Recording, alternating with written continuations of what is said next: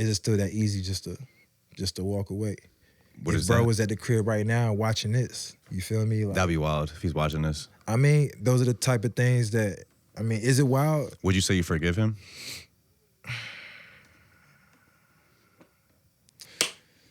A gunshot survivor says more needs to be done to help the families of people who die from gun violence. The trauma can stay with them forever. Cameron Bertrand of Newport News has made it his mission to help families after he survived a shooting in 2014. Bertrand is the CEO of Violence Intervention and Prevention. He wants to see more policies in place that cater to healing the trauma surrounding the increasing number of gunshot victims. Even if it's just one person that we could help, that one person could have been me. I know what it feels like to be laying on that ground and be left there.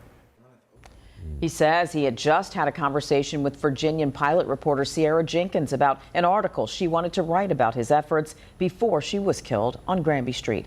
He plans to reach out to her family. He has made several trips to Louisville, Kentucky to help Breonna Taylor's relatives. She was killed by police in 2020. So I'm like, Black. So he not answering me. So I'm like, what the fuck? So I look down, and in my lap, I just got a whole pool of blood. So that's when all the pain kicked in. I'm looking down at the blood in my lap. He's going to shot. That's why he wasn't really responding to me. But I hear him breathing.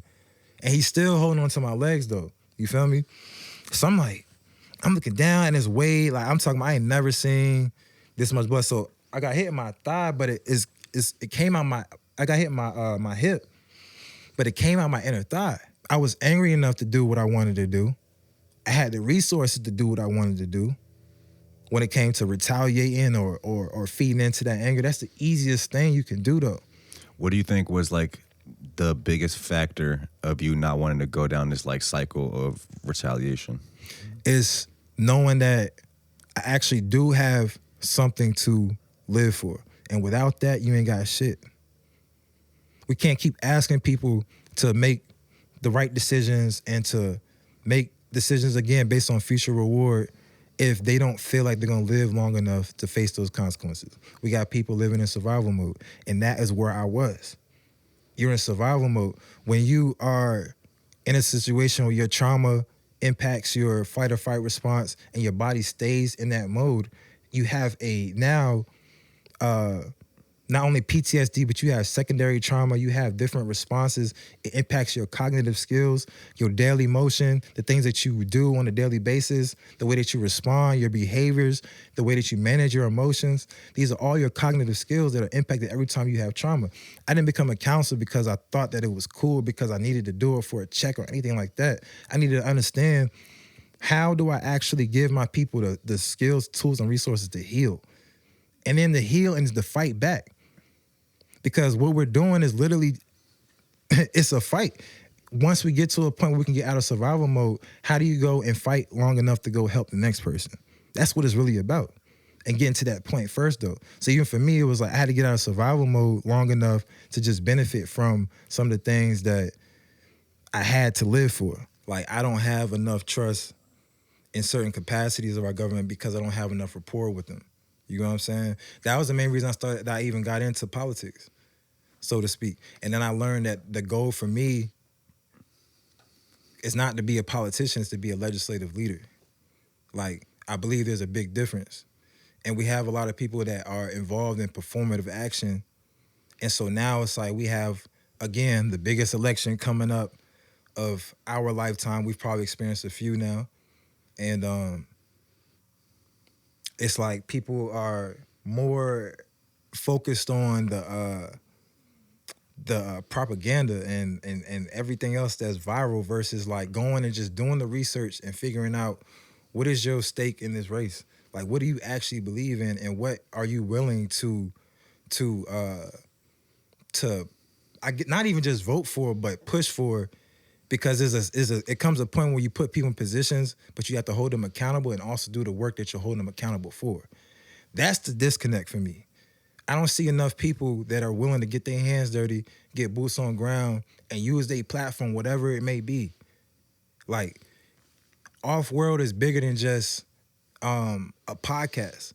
The way that you still make sure that you pull in people who ain't just talking out the side of their neck, like they have something to say. When people come to this platform, they're gonna leave it with information, knowledge, Hopefully. a different. You feel me? That's what I would like. Yeah. Whatever it may be, it's not always something that may be to a certain demographic or a certain audience, but that's the beauty in it, right?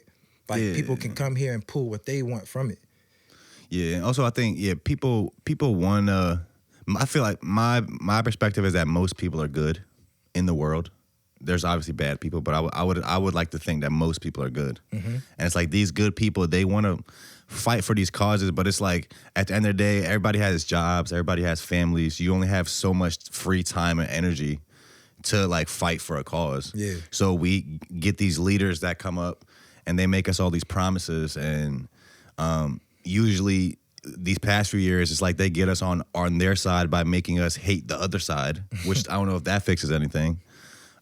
So yeah, they just give us these promises and we hope that they'll do that. But I guess oftentimes they don't. You also said there's a difference between being a politician and a legislative leader. Yeah. What do you mean by that? So, for instance, when I was talking earlier about like political hegemony, so when I went to college, I went to Christopher Newport. It's a predominantly white institution.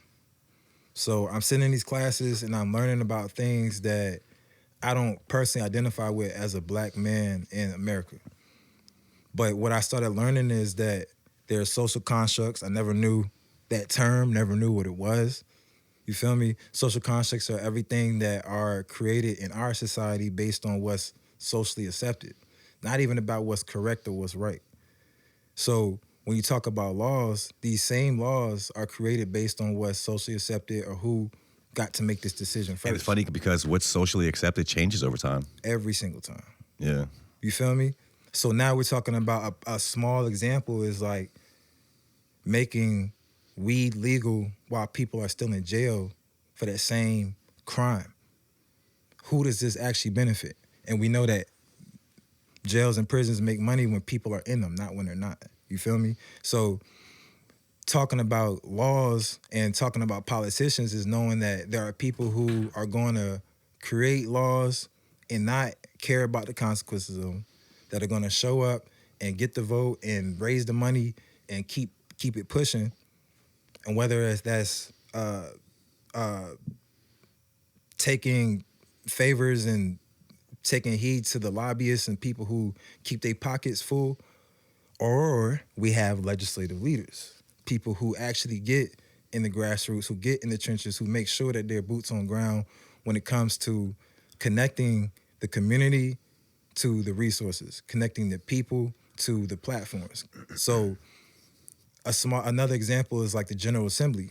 Like the General Assembly happens here in Virginia every year in Richmond. There are a lot of barriers that exist that create environments for gun violence. So I think that gun violence is definitely a after effect to a lot of things we're already experiencing. So you talk about access to mental health, homelessness and poverty, generational trauma, access to like different resources in our communities that are actually in our environment, and addressing those things.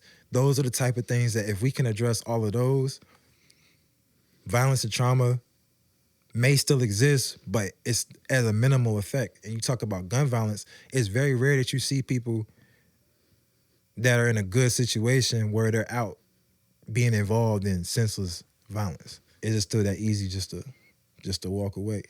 What if is bro that? was at the crib right now watching this, you feel me? Like, That'd be wild if he's watching this. I mean, those are the type of things that, I mean, is it wild? Would you say you forgive him?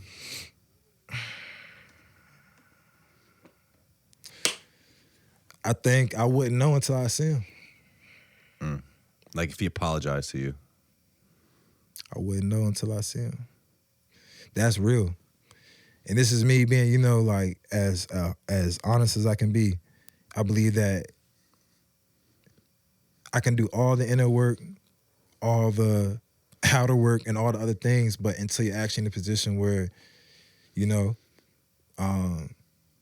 have that interaction with somebody, that might be the interaction I need to start building towards forgiveness. I go back to that spot. It took me a few years, but I go back to that spot and I put flowers on the fence. And I seen this lady like a couple years ago. and I'm convinced that it was her. I didn't ask. You feel Why what put I'm saying? flowers on the fence? So that day for me, November 7th, is always like, as much as I'll be like, man, I'll probably end up forgetting it, like, you don't forget it. You feel what I'm saying? So for me, I started calling that my rebirth day.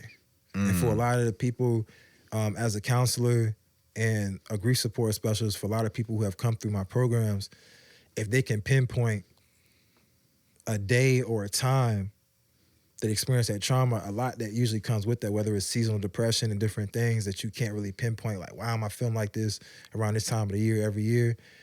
That was a lot of that for me. So my rebirth day came from trying to honor the part of myself that died that day, but also the part of me that was reborn.